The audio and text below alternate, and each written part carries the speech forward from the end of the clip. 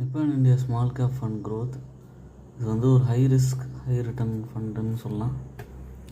இதில் வந்து மெயினாக வந்து பார்த்திங்கன்னா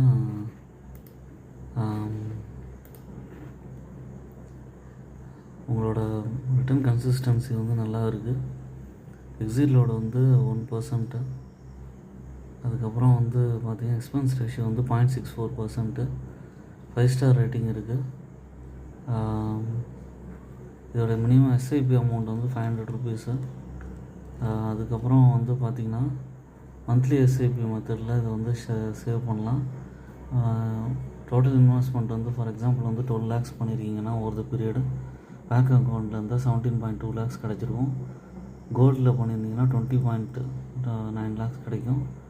ஆனால் இந்த ஃபண்டில் பண்ணியிருந்தீங்கன்னா 52.59 lakhs கிடச்சிருக்கும். அதனால் லாங் டேர்மில் எஸ்ஐபி மெத்தடில் இன்வெஸ்ட் பண்ணலாம். தேங்க்ஸ் ஃபார் வாட்சிங் மை வீடியோ. என்னோடய சேனலை